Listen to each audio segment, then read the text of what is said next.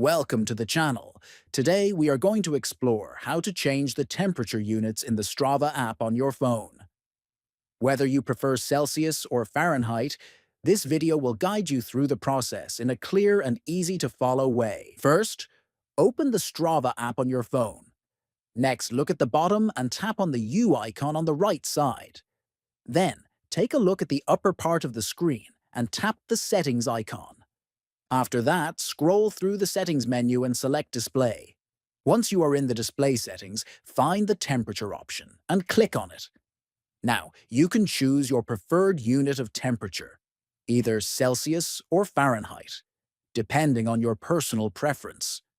Finally, once you have made your selection, your Strava app will display temperatures in the chosen unit throughout your activities.